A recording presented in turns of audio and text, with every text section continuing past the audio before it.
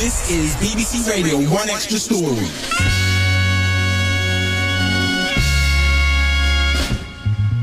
The track you're listening to now is called The Amen Brother. It was recorded in 1969 by a band called The Winstons.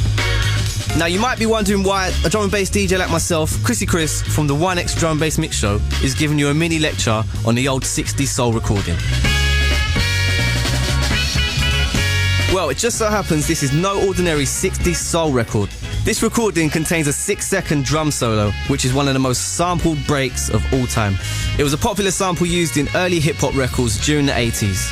Then it cropped up in loads of old-school rave tracks. It became one of the foundation stones of jungle in the 90s, and it's still going strong in drum and bass today. Not to mention all the other tracks which feature it in one form or another.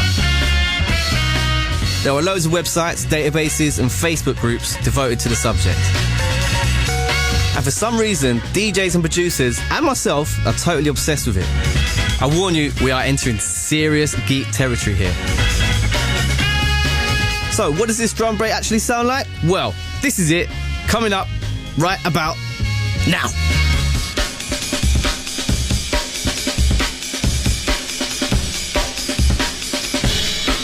And there you have it. That's what's known as the Amen Break. And this is the story of the most sampled 6-second drum solo in the world. So even if you've never heard of the Amen Break before, trust me, you have heard the Amen Break once in your life. Amy's used it. So have Oasis. Prodigy absolutely caned it.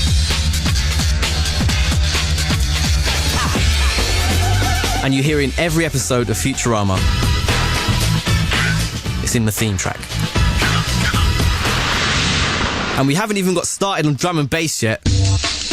I'm going to be chatting to some of the fellow Amen heads. James Laville. We're sort of like finding a blueprint to the music. Ray Keith. We chopped it, we broke it, we reversed it. Chase and Status. I don't know if the music would even exist without it. Fabio and Groove Rider. It's got this kind of overpowering, overwhelming presence.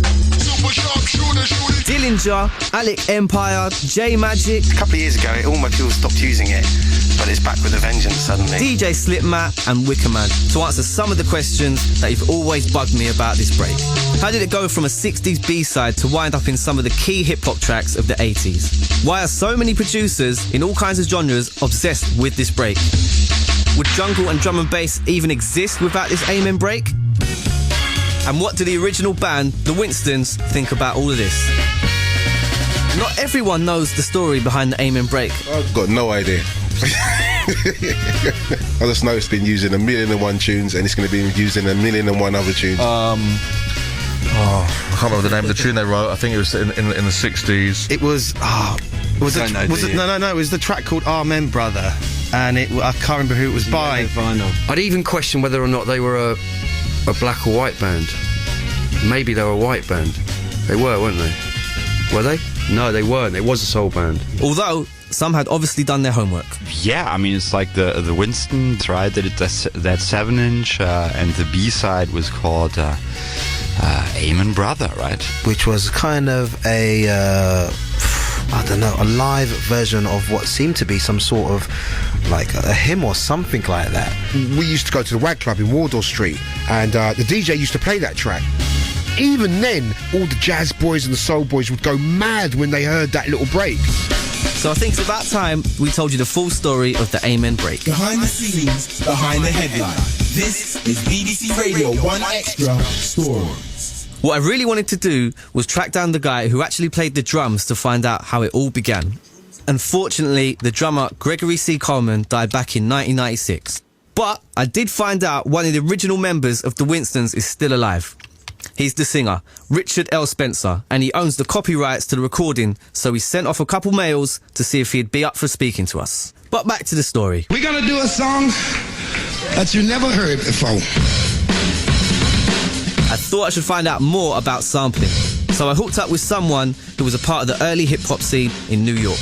My name is Steve Stein, professionally known as Steinsky, and I'm one half of the hip-hop production team known as Double D and Steinsky. We made some hip-hop collages called The Lessons back in the 80s and early 90s. The torch has been passed to a new generation of Americans. Lesson 3.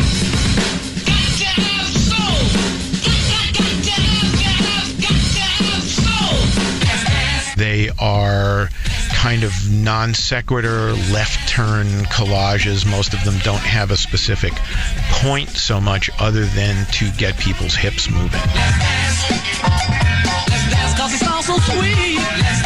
Some of the original rap records, and I say that in quotes, were people rapping over disco bands, some of which, were playing really hot grooves, but they were live groups.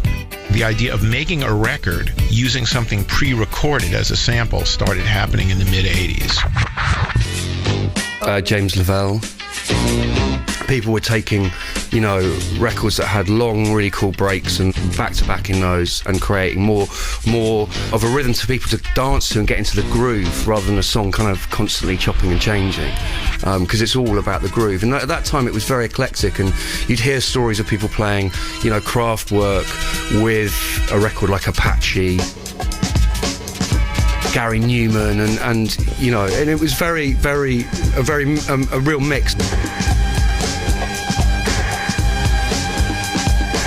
There were all the classic hip-hop breaks that people had been rapping over as people like, Grandmaster Flash and other DJs, Jazzy J, Red Alert, would mix back and forth between them. So you had Scorpio by Dennis Coffey. You had Funky Drummer by James Brown. A lot of James Brown stuff. And there was, all these, classic breaks. Eat it, pumpkin. God. The Parliament break, it's either Parliament or Funkadelic, it's called Good Old Music. I could probably listen to a loop of that for 3 or 4 hours and remain incredibly happy. To me, the holy grail of the beginning of hip-hop was a series of records that came out called Octopus Breaks. And they later became a series called Ultimate Breaks and Beats. Basically, they were a compilation of all the cool records that came out of disco that people wanted to take the drum beats and cut up. Those were the first records that I went to New York to buy when I was 17, was to get, to go to places like Downtown and Rock and Soul and get these compilations, because they were just, it was sort of like finding a blueprint to the music.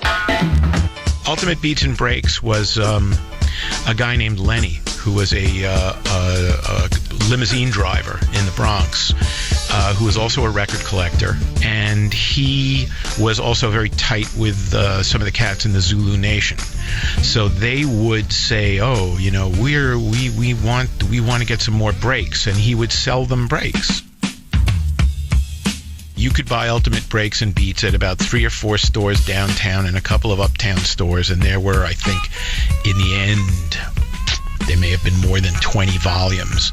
Each one had 3 or 4 complete songs on each side with a break in it. So that was, if it was a very short break, it was edited to be looped so you could use it as a DJ without too much of a hassle, or you could take it out in the studio.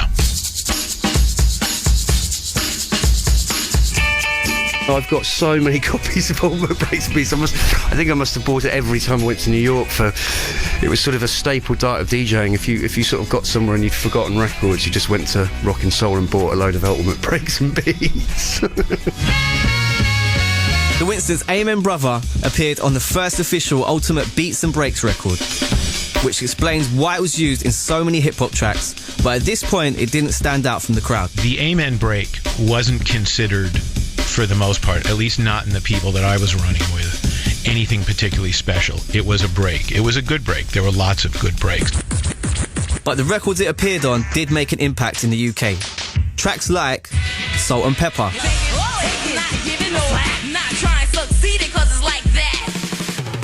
Nene Cherry, Why yes, there's the next generation. and the classic NWA Straight Outta Compton. Yo, Ren. What's up? Tell them where you from. Straight out of Compton. Another crazy ass. When punks I smoke, yo, my rep gets bigger. I'm a bad and you know this. But the won't show this. But I don't give a I'ma make my snaps. If not from the records, from